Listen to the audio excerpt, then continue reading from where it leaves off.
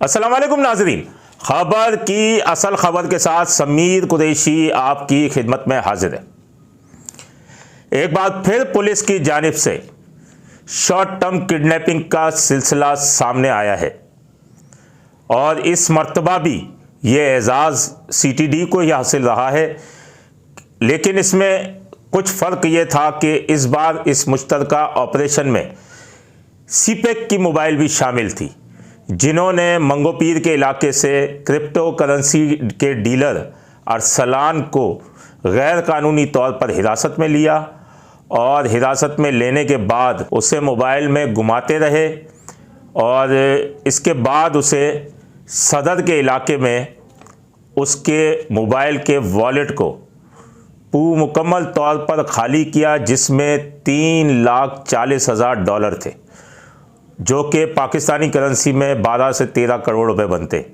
वो खाली किया, उसका मोबाइल रीसेट किया और रीसेट करने के बाद उसे मज़ार कायद के पास छोड़कर फ़रार हो गए।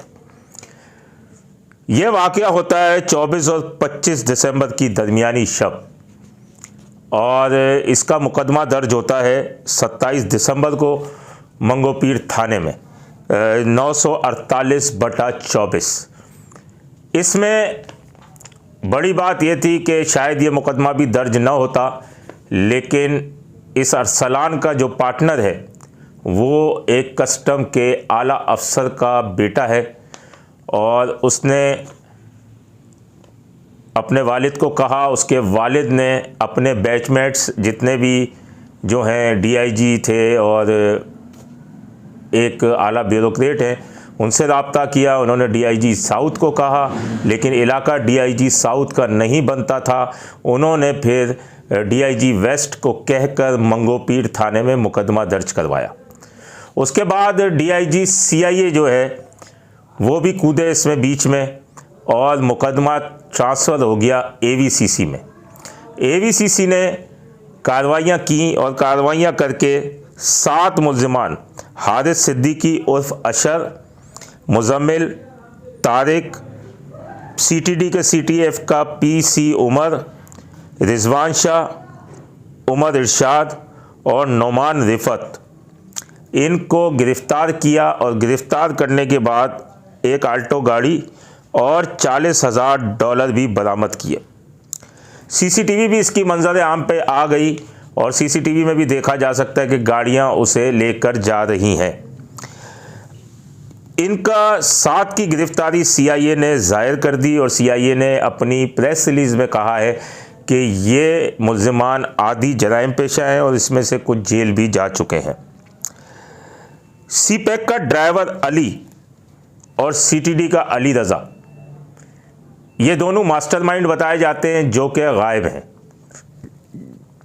2 पुलिस की मोबाइलें इस्तेमाल हुई, मोबाइलों का ट्रैकर रिकॉर्ड भी हासिल कर लिया गया है। अब ज़रा ये बता रहे हैं कि सीआईए की टीम सीटीडी गार्डन और सिविल लाइन भी गई थी, जहां कुछ अफसरान से भी पूछगछ की है। मालूम हुआ एक अफसर इसमें जो पसे पर्दा था, वो जिसकी टीम इस्तेमाल हुई, वो इस्लामाबाद में बैठा है और ये 2 जो रूपोश हैं इनके लिए भी छापों का सिलसिला जारी है। इसमें जो गिरफ्तार मुल्ज़िम एक है इरफान, जिसे हिरासत में लिया गया था, लेकिन उसका गिरफ्तारी में कहीं भी जिक्र नहीं किया गया, तो उससे छानबीन के लिए रखा। मालूम यह हुआ है कि इसे $60,000 माहाना पर सीटीडी में सिर्फ इसीलिए रखा गया था कि यह गैर कानूनी ऑनलाइन धंधे की मुखबरी करे।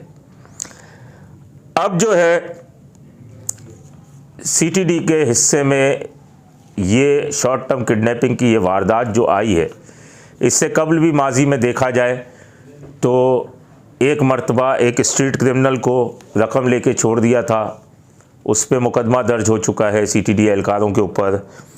और एक पुलिस अफसर के घर में रेड की थी इन्होंने सईदाबाद के इलाके में, उस पर भी मुकदमा दर्ज हुआ था। इसके अलावा एक शख्स को गैर कानूनी तौर पर, जो इराक़ से आया हुआ था, उसे गैर कानूनी तौर पर हिरासत में लिया था, जिसके बाद रेंजर्स ने सीटीडी पर छापा मारा था और छापा मारने के बाद वो वहाँ से बाजियाब किया था।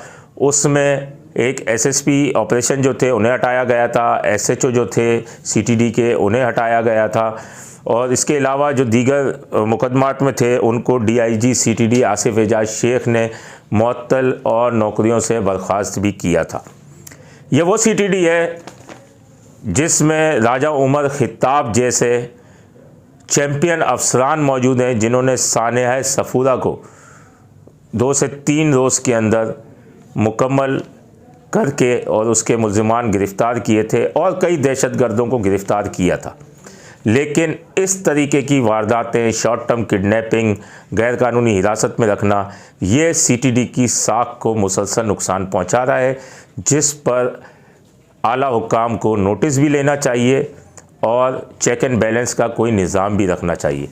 इस ज़िम्न में हम मज़ीद भी आपको इंकिशाफ करेंगे, मज़ीद इंकिशाफ़ात सामने आते जा रहे हैं जिससे हम अपने नाज़रीन को आगाह करेंगे। अपने होस्ट समीर कुरैशी को इजाज़त दीजिए। अल्लाह निगहबान। Z110 न्यूज़, खबर की असल खबर।